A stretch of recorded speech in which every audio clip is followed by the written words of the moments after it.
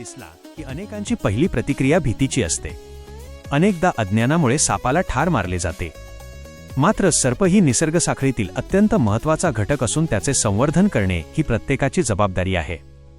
हीच जबाबदारी जपत पेडणे खाजणे येथील सर्पमित्र सुजित देऊ कोरगावकर गेल्या अनेक वर्षांपासून जीवाची पर्वा न करता सापांचे प्राण वाचवण्याचे कार्य करत आहेत.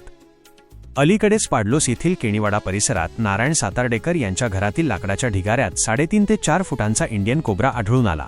पाडलोस तंटामुक्त समितीचे माजी अध्यक्ष महेश कुबल यांनी तत्काळ सुजित कोरगावकर यांच्याशी संपर्क साधला.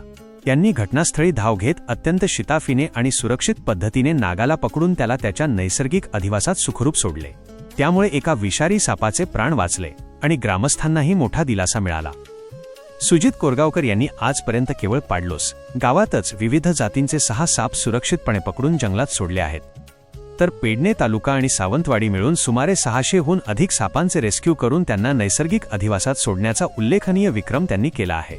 इंडियन कोब्रा, मण्यार, घोणस, धामण, दिवड यांसारख्या विषारी व बिनविषारी सापांचे त्यांनी यशस्वी रेस्क्यू केले आहे. कोणाच्या घरात साप शिरला किंवा सर्पदंशाची घटना घडली तर हातातील सर्व कामे बाजूला ठेवून मी तात्काळ घटनास्थळी पोहोचतो असे कोरगावकर सांगतात. त्यांच्यासाठी हे केवळ छंद नाही तर वन्यजीव संरक्षणाचे सामाजिक कर्तव्य आहे. आजच्या काळात निसर्ग आणि वन्यजीवांचे संवर्धन करणारे सुजित कोरगावकर यांसारखे सर्पमित्र समाजासाठी प्रेरणादायी आहेत.